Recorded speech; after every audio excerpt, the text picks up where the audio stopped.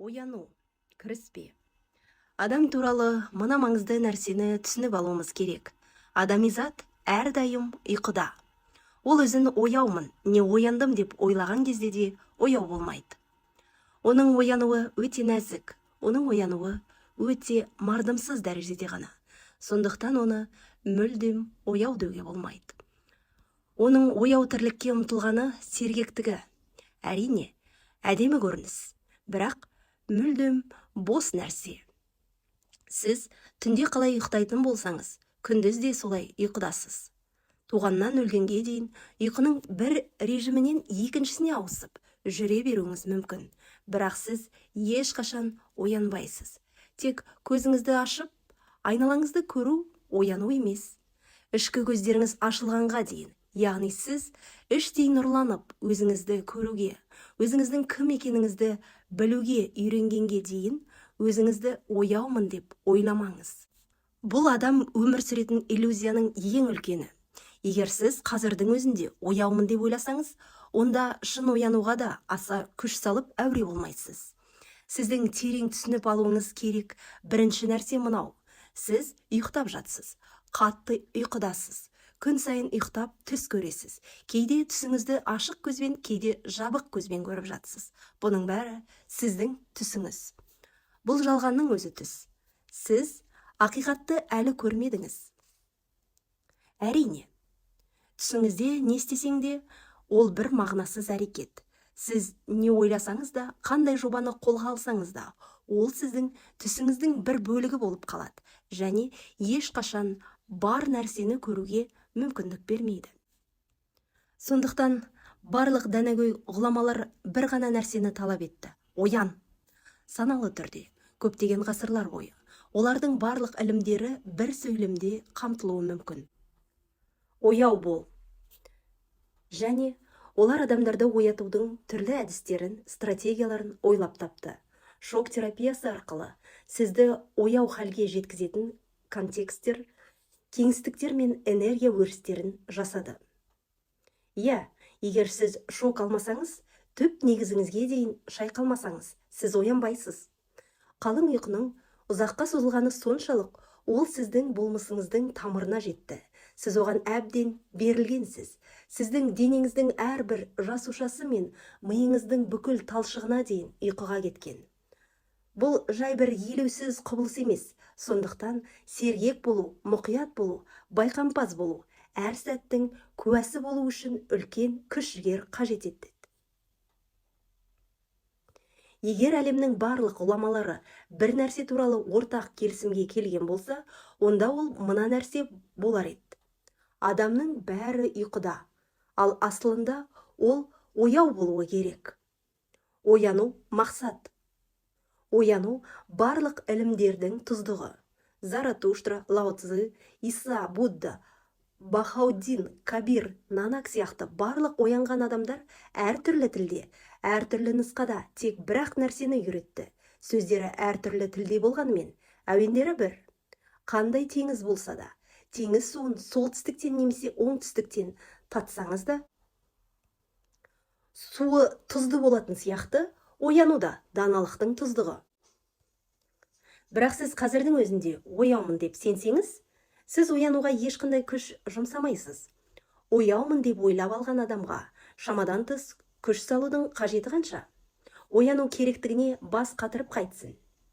Сіз өзіңіздің көріп жатқан түсіңізде өзіңізге дініңізді, құдайыңызды немесе құдайларыңызды, өзіңізге керекті дұғаларыңыз бен түрлі рәсімдеріңізді жасап алдыңыз. Сіздің құдайыңыз да, сіздің басқа да ұғымдарыңыз сияқты өз түсіңіздің бөлігі. Өзіңіз жасап алдыңыз. Сіздің саясатыңыз да, дініңіз де, поэзияңыз да, өнеріңіз де, салған суретіңіз де.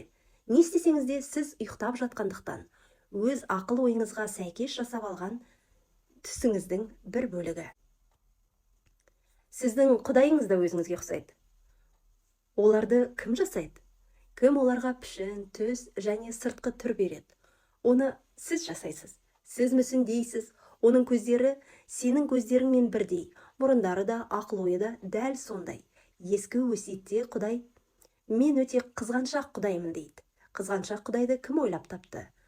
Құдай қызғаншақ болса, онда біз соншалықты сынап жүрген қызғаныш сезімінің несі жаман? Онда қызғаншақтығымыздан неге ұялуымыз керек? Неге одан бас тартуымыз керек? Қызғаныш Құдайға тән емес пе? Ескі өсиетте Құдай мен өте қаһарлы Құдаймын дейді. Егер менің өсиеттерімді орындамасаңдар, мен сендерді құртамын дейді. Тозаққа аяусыз лақтырамын, мен өте қызғаншақ болғандықтан басыңды басқаға егеніңді қаламаймын, мен бұған шыдай алмаймын дейді. Мұндай Құдайды кім жаратқан? Бұл бейнені сіз өзіңіздің қызғанышыңыздан, өз ашуыңыздан жасаған боларсыз. Бұл сіздің проекцияңыз, сіздің көлеңкеңіз. Бұл басқа біреу емес, тек сізді ғана бейнелейді. Бұл барлық діндерге тән, бәріне қатысты. Сондықтан да нағыз ғұлама ешқашан Құдай туралы сөйлемеген. Будда да солай. Ол ұйықтап жатқан адамдармен Құдай туралы сөйлесудің мәні жоқ. Олар ұйқыда жатып тыңдайды. Өздеріне айтылғандардың бәрін түс көріп жатып тыңдағандықтан, өз құдайларында сол түсінде жатып жасап алады.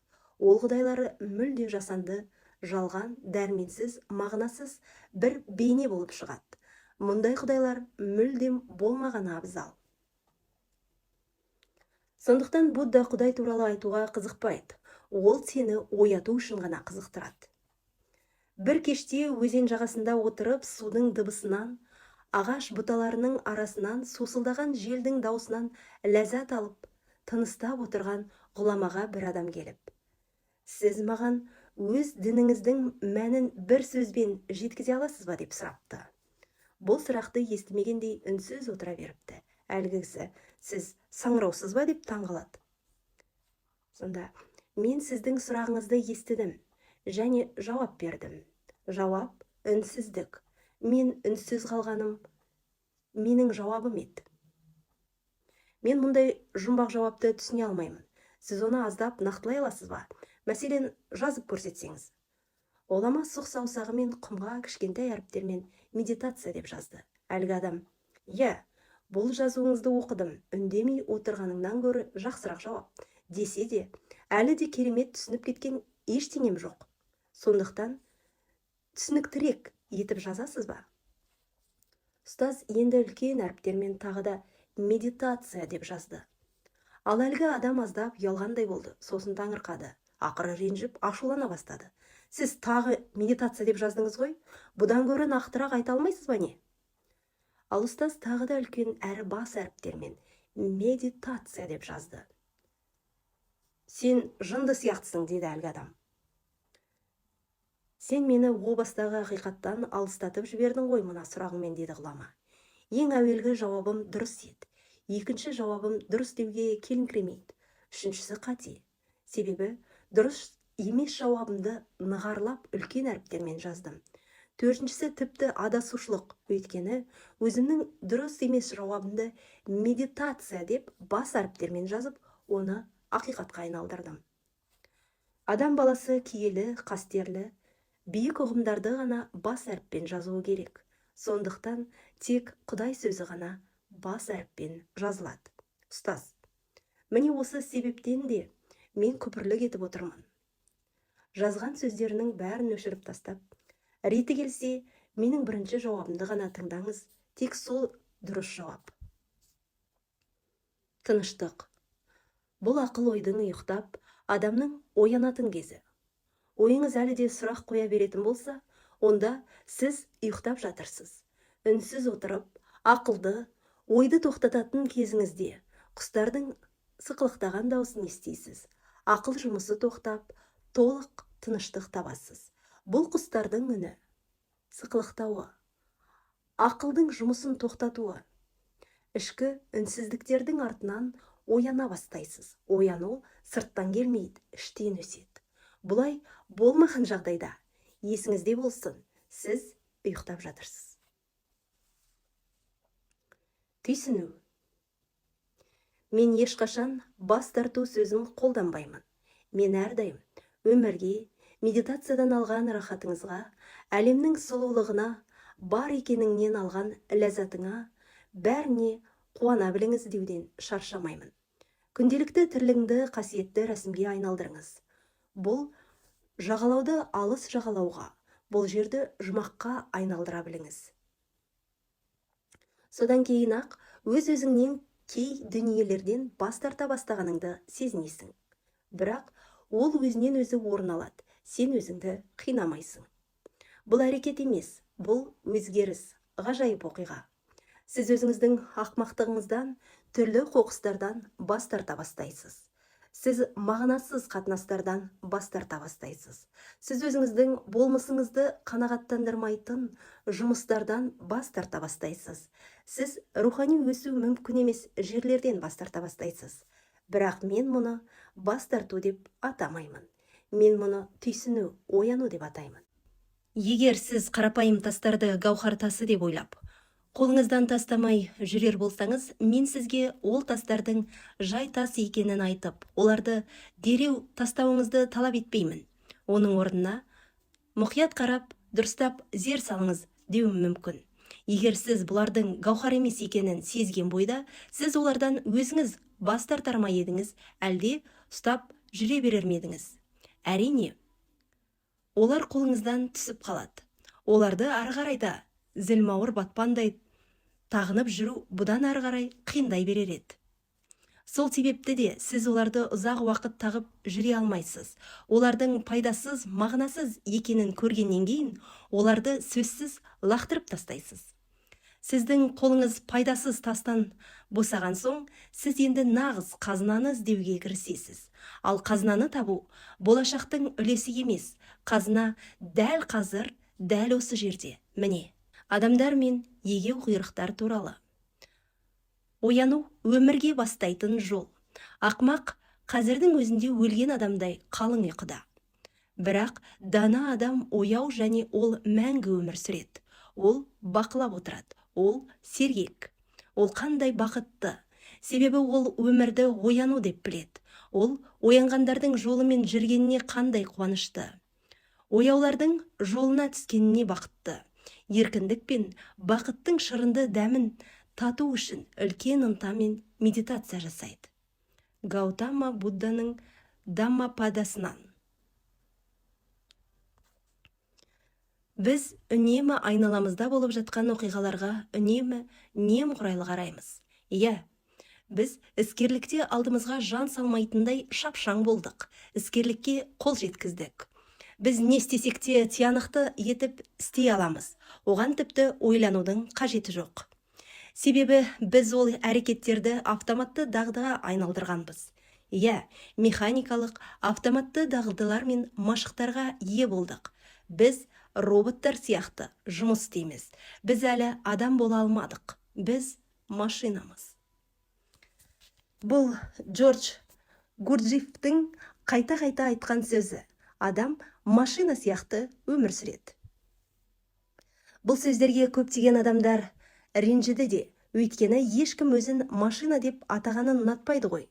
Машина дегеннен гөрі барлығы Құдай деп атанғанды ұнатады. Ондай кезде өте риза болар еді. Гурджиев адамдарды машиналар деп жиі атаған, және ол дұрыс айтқан. Егер сіз өзіңізді бақылайтын болсаңыз, сіз өз әрекеттеріңіздің қаншалықты механикалық әрекеттер екенін білетін болар едіңіз. Орыс психологы Павлов пен американдық психолог Скиннердің адамға қатысты ойлары 99.9%-ға дұрыс. Олар адамды әдемі машина деп санайды. Оның ішінде жан жоқ дейді. Мен 99.9% олардікі дұрыс деп айтамын. Олар шағын секторды ғана назарға алмаған. Бұл секторда буддалар, яғни оянғандар бар. Бірақ бұл олар үшін кешірімді. Өйткені Павлов ешқашан Будда адамды санасы ояу, кемел адам кездестірмеген. Ол қарапайым. Мына сіздер сияқты адамдармен ғана кездескен. Скиннер адамдар мен егеу құйрықтарды зерттеп, олардан ешқандай айырмашылық таппады. Егеу құйрықтар қарапайым тіршілік иелері. Адам сәл күрделі. Адам өте күрделі машина. Егеу құйрықтар қарапайым машиналар. Егеу құйрықтарды зерттеу оңайырақ, сондықтан психологтар әрқашан егеу құйрықтарды зерттейді. Егеу құйрықтарды зерттей отырып, олар адам туралы қорытынды жасайды, және олардың тұжырымдары түгелге жуығы дұрыс. Менің жуығы деп отқан себебім әлгі 99,9%-дан басқа бір секторды ескеремін. Адамзат тарихындағы Будда, Иса, Мұхаммедтер бұлар саусақпен санарлық оянған адамдар, шынайы адамдар. Скиннер Будданы қайдан табады? Оның үстіне Америкадан таба алмайды ғой әрине. Мынадай бір әңгіме естідім. Біреу раввиннен сұрапты, неліктен Иса 20 ғасырда Америкада туылмаймын деп шешті.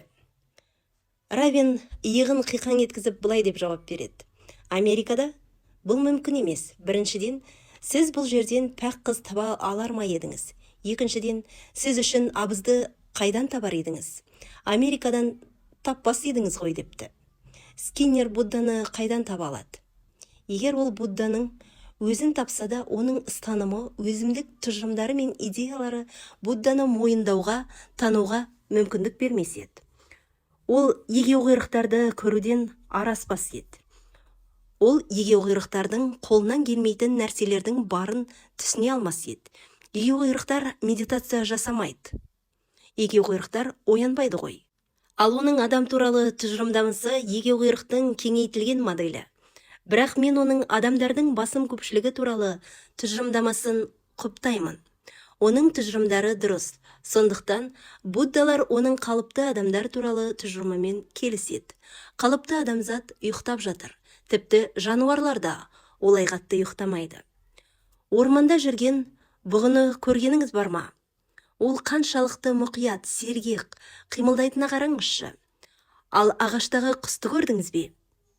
Ол айналасында болып жатқан барлық нәрсені қаншалықты зеріктікпен бақылайды. Құсқа жақындаңызшы. Ол сізге белгілі бір қашықтықтан ары жақындауға мүмкіндік бермейді. Сіз ол белгілеген қашықтықтан ассаңыз болды, дереу ұшып кетеді. Ол өз аумағын қорғауда аса қырағы.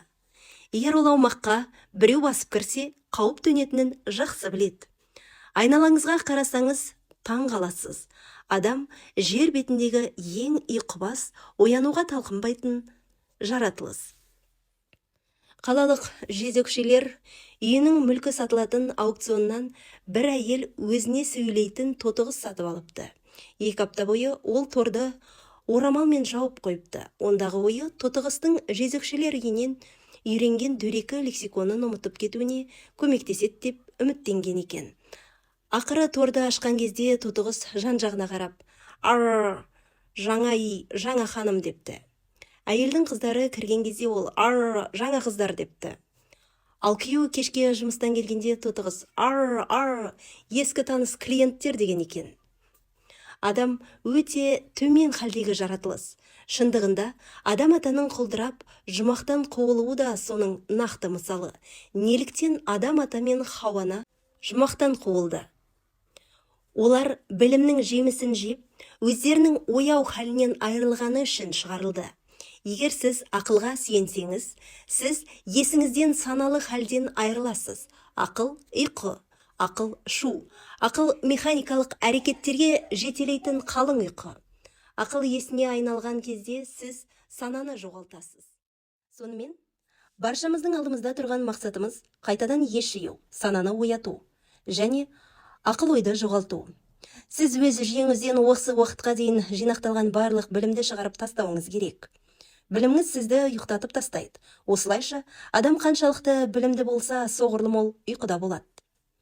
Менің бақылауымша, қарапайым ауыл тұрғындары университеттердегі ғалымдар мен ғибадатхана мамандарына қарағанда әлдеқайда сезімтал, өте мұқият жандар. Пандиттердің ғибадатхана мамандары тотығыстан артық жері жоқ.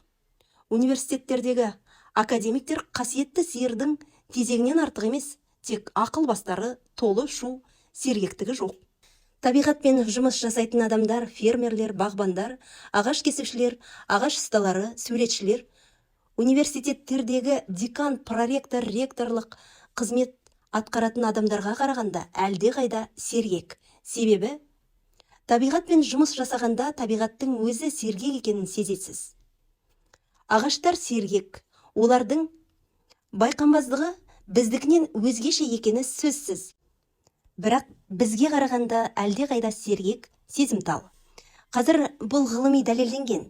Егер ағаш кесуші қолына балта ұстап ағашты кесу ниетінен келсе, ол жақындағанда барлық ағаштар дірілдей бастайды. Қазір бұл туралы ғылыми дәлелдер жеткілікті. Мен ақын емеспін, сондықтан бұл айтып отырғаным поэтикалық емес, ғылыми тұрғыдан айтып отырған тұжырымым. Қазіргі уақытта ағаштардың бақытты немесе бақытсыз екенін, қорқып тұрғанын, не қайғырып тұрғанын, немесе қуанып тұрғанын анықтауға болатын құралдар бар. Ағаш кесетін адам жақындағанда оны көрген ағаштар дірілдейді, олар өлімнің жақындағанын түсінеді. Орманшы ағашты әлі кескен жоқ, ол тек жақындап келеді. Тағы бір нәрсе, тіпті таңғаларлық. Егер әлгі ағаш кесетін адам жай ғана жүрсе, онда ешбір ағаш қорықпайды. Тіпті қолында сол балтасымен жүрсе де. Ниеті ағаш кесу болмаса, ағаштар еш қобалжымайды екен. Ағаштарға оның ағашты кесемін деген ниеті әсер ететін сияқты. Бұл ағаштар оның ниетін қабылдайды дегенді білдіреді. Демек, ағаштар оның вибрациясын оқып тұр дегенді білдіреді. Ғылым байқаған одан да маңызды факт. Егер сіз орманға барып жануарды өлтірсеңіз, бұл қоршаған жануарлар әлемін ғана емес, ағаштарды да дүр сілкіндіреді. Егер сіз бұғыны өлтірсеңіз, барлық бұғылар ажал вибрациясын сезеді және қайғырады. Олар қорыққаннан қатты дірілдеп кетеді. Кенеттен олар себепсізден себепсіз қорқа бастайды. Олар бұғыны аңшының қалай өлтіргенін көрмеуі де мүмкін. Бірақ қалай болғанда да бұл оларға әсер етеді. Сондай-ақ ағаштарға, тотықұстарға, жолбарыстарға, бүркіттерге, шөптерге де тура солай әсер етеді. Нақақтан жануарды өлтірді, заңдылық бұзылды. Бір тіршілік иесі ажал тапты. Бұл айналаның бәріне әсер етеді. Ал адам ұйқыда. Мұның бірін сезбейді де. Будданың бұл сутралары терең ой жүгіртуі керек. Оларды сіңіріп түсіну керек. Ол айтып жатыр, ояну өмір сүруге бастайтын жол. Санаңыз қаншалықты ояу болса, соншалықты тірісіз.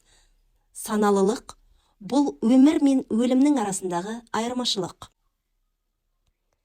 Сіз тек тыныс алғандықтан немесе тек жүрек соғып тұрғандықтан ғана тірі емессіз. Физиологиялық тұрғыдан алғанда, санасыздық халінде жатсаңыз, өміріңізді ауруханада да тірі күйінде ұстай алады. Сіздің жүрегіңіз соғып жата береді, және сіз дем ала аласыз. Сізді механикалық түрде ұзақ жылдар бойы тірі күйде ұстауға болады. Дем алуыңыз жалғасады, жүрегіңіз соғып, қан айналыста болады. Әлемнің дамыған елдерінде қазір ауруханаларда сондай не тірі емес, не өлі емес, көгініс сияқты болып жатқан көптеген адамдар бар. Өйткені технологияның дамуы өлімді белгісіз мерзімге ұзартуға мүмкіндік берді. Көптеген жылдар бойы сіз осылайша өміріңізді сақтай аласыз. Егер бұл әрине өмір болса, онда сіз ұзақ жылдарға тірі қалуыңызға болады. Бірақ бұл өмір емес қой, тек көгініс тіршілігі. Бұл өмір емес. Буддалардың оянған адамдар өз анықтамасы бар. Олардың анықтамасы ояу хәл. Олар сені тек демала алатыныңа, қан айналымыңа қарап тірі демейді.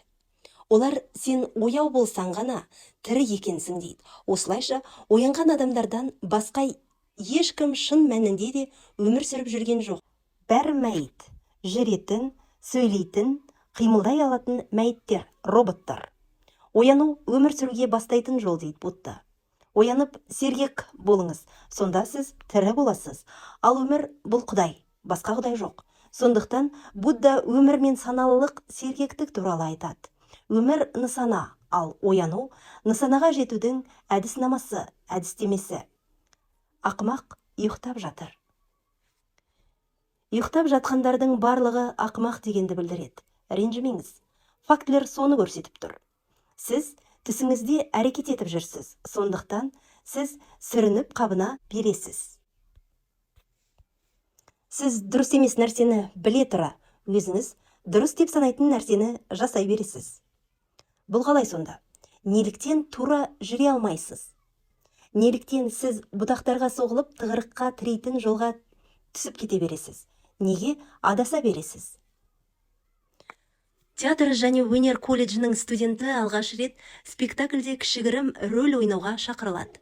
Спектакльдің белгілі бір жерінде ол сахнаға қолына қылыш ұстап шығып, оны басты кейіпкерге сұнып: «Ва, жасақпай, міне сенің қылышың деу керек. Спектакльге дайындық үстінде достары оны мазақтап, сен жының орнына міндетті түрде «т» деп айтатынға күмәніміз жоқ, қане бәстесейік дейді. Сонымен бұлар бәстеседі, бұл жақсылап дайындалады. Ақыры премьера болатын күн де келіп жетеді. Белгіленген сәтте сахнаға шыққан дебюттік актер бар зейінін кісі есімін қате айтпауға шоғырландырып шығады. Ол ауыр қылышты ұсына бере. «Уа жасақпай!» дейді бар даусымен айқайлай сөйлеп және залда отырған достарына салтанатты көзқараспен қарап тұрап. «Міне сенің пип асағың» дейді. Дәл осылай болады. Өміріңізді бақылаңыз. Сіз жасай беретін барлық нәрсе ақылға қонымсыз және осындай шатасушылықтан тұрады. Сізде мүлде қабылдау қабілеті жоқ, нақтылықта жоқ. Сіз сергек емессіз, көрмейсіз, естімейсіз. Әрине, еститін құлағыңыз бар, бірақ ішінде сенің естігеніңді түсінетін адам жоқ. Әрине, көретін көзің бар, бірақ көргенді түйетін ішінде ешкім жоқ. Осылайша, сіздің көзіңіз көре береді, ал құлағыңыз естуді жалғастырады. Бірақ сіз ештеңе түсінбейсіз. Қадам басқан сайын сүрінесіз, алға қадам басқан сайын ақмақтық жасайсыз. Сонда да өзіңізді саналы адам санайсыз. Бұл ойды толығымен басыңыздан алып тастаңыз. Оны тастау үлкен қадам, керемет, алға жылжығаныңыз болар еді. Өйткені мен білемін деген ойдан арылған соң ғана сіз шынымен білудің жолдары мен тәсілдерін зерттей бастайсыз. Сондықтан ең алдымен өзіңіздің түсінуге тиіс нәрсеңіз сіздің ұйықтап жатқандығыңыз, қатты ұйқыда екеніңізді білу. Қазіргі психология ғылымы бірнеше маңызды нәрселерді анықтады. Әрине, әзірше тек интеллектуалды түрде ашылған жаңалық болғанымен, бұл жақсы бастама. Интеллектуалды түрде анықталған дүниенің ерте ме кеш пе экзистенциалды тәжірибеден өтері анық. Фрейд өте мықты ізашар болды. Әрине, Фрейд Будда емес, бірақ бәрібір ол өте маңызды адам. Өйткені ол адамдағы бейсаналық ақылдың болатынын бірінші болып көпшілікке мойындатты. Саналы ақыл тек оннан бір бөлікті құрайды, ал бейсаналылық ақыл саналыдан әлде қайда үлкен. Оның шәкірті Юнг сәл әріге, сәл тереңірек барып, ұжымдық бейсаналылықты анықтады. Енді бізге адам табиғатындағы басқа нәрсені ашу үшін тағы бір ғылым керек. Психологиялық зерттеу ме, кеш пе, мұны ғарыштық бейсаналылықты ашады деп сенемін. Данышпандар, ғұламалар осы туралы айтады. Саналы ақыл туралы айтуға болады. Ол өте нәзік нәрсе. Сіздің болмысыңыздың өте кішкентай бөлігі. Оның астында түпсана бар. Сіз оның сізге бірдеңе деп сыбырлап отырғанын сезінесіз, бірақ нақты не екенін түсіне алмайсыз. Ол әрдайым саналы ақылдың артында тұрып, ауыздығын тартып тұрады. Үшінші қабат, сіз тек армандаған кезде немесе есірткінің әсерінен болатын бейсаналылық ақыл. Оның артында ұжымдық бейсаналылық ақыл жатыр. Сіз оны тек бейсаналылық сананы терең зерттеу арқылы ғана тани аласыз. Сонда сіз ұжымдық бейсаналылықты табасыз.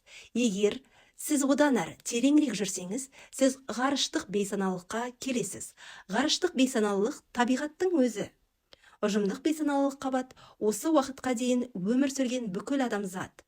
Бұл сенің бір бөлігің. Бейсаналылық бұл сіздің жеке бейсаналылық кеңістігіңіз. Ол бөлігіңізді қоғам басып жаншып, өзін көрсетуге мүмкіндік бермеген. Сондықтан ол артқы құпия есіктен, тек түсіңізде кіреді. Ал саналы ақыл. Мен оны саналы ақыл деп атайтын боламын. Өйткені ол шын мәнінде тек солай аталады. Оның көлемі өте кішкентай. Бірақ ол болар болмас болғанымен, бәрібір өте маңызды, өйткені оның құрамында тұқым бар. Ал тұқым әрдайым өте кішкентай болмақ. Бірақ онда үлкен әлеует бар. Бұл мүлдем басқа өлшемді ашады. Фрейд сананың астындағы өлшемді ашқандай түп сананы яғни. Шри Ауробинда санадан жоғары аймақты, жоғарғы сананы ашты.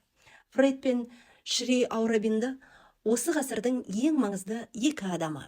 Екеуі де интеллектуал, екеуі де ойынбағанымен адамзатқа үлкен қызмет етті. Фрейд тереңдікке бойлады. Шри Ауробинда биіктікке көтерілуге тырысты. Біздің саналы деп аталатын ақылымыздың үстінде нағыз саналы ақыл бар. Бұған медитация кезінде ғана қол жеткізіледі. Сіздің кәдімгі саналы ойыңызға медитация қосылса, кәдімгі саналы ойыңыз медитациямен үйлескенде, ол нағыз саналы ақылға айналады. Нағыз саналы, жоғарғы саналы. Ақыл ойдың артында супер саналылық, самғау сана ақыл жатыр. Медитация кезінде сіз оны тек елестетесіз. Медитация қараңғыда қаңғып жүр. Иә, кейбір саңлаулар ашылады. Бірақ сіз қайта-қайта артқа құлайсыз. Самғау саналық ақыл самадхи дегенді білдіреді. Тап-таза қабылдауға қол жеткіздіңіз. Сіз интеграцияланған санаға қол жеткіздіңіз. Енді сіз одан төмен түсе алмайсыз. Ол сіздікі. Ол сіздің түсіңізде де сізбен бірге болады. Самғау санадан соң ұжымдық самғау сана. Барлық діндерде пайғамбарлық деп аталатын аймақ осы ұжымдық самғау сана.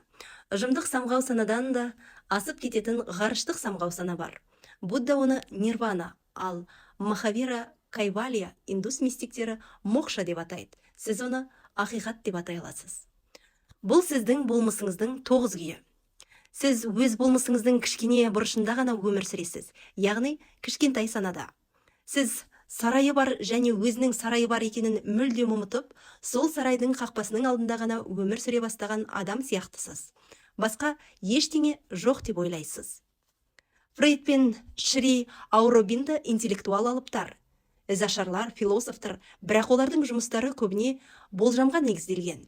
Философия студенттеріне Бертран Рассел, Альфред Норт Уайтхед, Мартин Хайдеггер және Жан-Пол Сартрды айта берудің орнына Шри Ауробинда туралы көбірек айтып берген дұрыс болар еді. Өйткені ол осы ғасырдың ұлы философтарының бірі болды. Өкінішке орай академиялық әлем оны елемейді, мүлдем мойындамайды. Шри Ауробинданың дүниелерін оқып білу адамның өз бейсаналық сезімін қалыптастыру үшін жеткілікті болар еді. Фрейдті үлкен қарсылықпен қабылдады. Бірақ ақыры қабылдады. Шри Ауробинданы әлі қабылдаған жоқ. Шындығында оны ешкім жоққа шығармайды. Оны жай ғана елемейді. Оның себебі де түсінікті.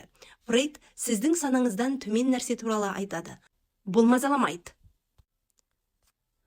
Сіз өзіңіздің саналы екеніңізді біле отырып, өзіңізді жақсы сезінесіз. Және сіздің санаңыздың астында түп сана, бейсана және ұжымдық бейсана бар. Бірақ бұлар сіздің саналы күйіңізден төмен. Сіз жоғарыдасыз. Сіз өзіңізді өте жақсы сезінесіз. Ал Шри Ауробинданы оқи бастасаңыз, сіз біресе қысылып, біресе ызаланасыз. Өйткені сіздің саналы күйіңізден де жоғары күйлер бар. Адам эгосы ешқашан өзінен жоғарғы тұратын әлемнің болуы мүмкін екенін мойындағысы келмейді. Адам өзін шыңдардың ең биігі, шарықтау шегі, Горишанкар, Эверест деп санайды, және одан жоғары ештеңе жоқ деп ойлайды. Бұл өте қызық. Өз патшалығыңнан бас тарту, өз биігіңнен бас тарта отырып, сіз өзіңізді өте жақсы сезінесіз. Бұл ақмақтық. Будда дұрыс айтады. Ол былай дейді: ақмақ өлген адамда ұйықтап жатыр, бірақ тән қожайыны ояу, және ол мәңгі өмір сүреді. Ояу сана мәңгілік. Ол өлімді білмейді, тек санасыздық өледі. Сондықтан, егер сіз ес-түссіз ұйықтап жатсаңыз, қайтадан өлуге тура келеді. Егер сіз қайта-қайта туылу мен өлудің барлық азаптарынан құтылғыңыз келсе, сіз мүлдем сергек болуыңыз керек. Мен сізді философиялық тұрғыдан сендіру үшін айтып отырған жоқпын. Өйткені философиялық наным ештеңе әкелмейді, ешқандай өнім де бермейді. Нағыз нәтиже сіз оянуға көп күш салғанда ғана келеді. Бірақ бұл интеллектуалды нұсқаулық сіздің құмарлығыңызды тудыруы мүмкін. Сіздің мүмкіндіктеріңізді жүзеге асыруға, өз мүмкіндіктеріңізді іске асыруға итермелей алады. Сіз өз ойыңыздағыдай емес екеніңізді сезіне аласыз. Сіз өз ойыңыздағыдан әлде қайда зор, әлде қайда биіксіз. Ақмақ өлген адамда ұйқыда, бірақ тән қожайыны ояу, және ол мәңгі өмір сүреді. Ол бақылап отыр. Оған бәрі түсінікті. Қарапайым және әдемі сөздер. Шындық әрқашан қарапайым және әрдайым әдемі. Осы екі тұжырымның қарапайымдылығын қараңыз. Бірақ олар қаншалықты қарапайым болса, соншалықты маңызды тұжырымдар. Сөз ішіндегі әлемдер шексіз әлемдер. Ол бақылайды. Оған бәрі түсінікті. Үйренетін жалғыз нәрсе бақылау. Қараңыз. Сіз жасаған әрбір әрекетіңізді бақылаңыз. Ақыл арқылы өткен әр ойды қадағалаңыз. Сізді ұстап тұрған барлық тілектерді бақылаңыз. Тіпті кішігірім қимылдарды, жүру, сөйлесу, тамақтану, суға түсуді қадағалаңыз. Қай жерде болмасын және әр сәт бақылауды, көруді жалғастырыңыз. Көруге тырысыңыз. Механикалық жолмен ас ішуге болмайды. Өз қанағатыңызды тек тамақпен толтыра бермеңіз. Өте мұқият болыңыз. Мұқият және аса байқампаздықпен шайнаңыз. Сонда сіз оны уақытқа дейін қанша нәрсе жіберіп алғаныңызды ғана таңғаласыз. Өйткені әр бөлік қанағаттанарлық болады. Егер сіз мұқият бақыласаңыз, тағамның дәмі жақсы болады. Егер сіз байқампаз болсаңыз, тіпті қарапайым тамақ дәмді болады. Ал егер сіз байқамасаңыз, сіз ең дәмді тағамды жесеңіз де, оның дәмін сезбейсіз. Өйткені бақылаушы ешкім жоқ, ол ұйқыда. Сіз құлқыңызды аса толтыра бересіз. Ақырын, мұқият қарап тамақтаныңыз. Әр бөлікті шайнау сезу керек. Хош иісті жұтып, жанасуды сезін. Жел мен күн сәулесін сезін. Айға қарап, үнсіз бақылау қоймасына айналыңыз. Сонда айдың керемет сұлу көрінісіне куә боласыз. Толығымен бақылаушы бола отырып, өмір сүріңіз. Өмір сүруді ұмытпаңыз. Себебі сіз қайта-қайта ұмытып кетесіз. Бұл бақытты ұмытпаңыз. Бұл табиғи. Миллиондаған өмірде сіз ешқашан байқауға тырыспағансыз.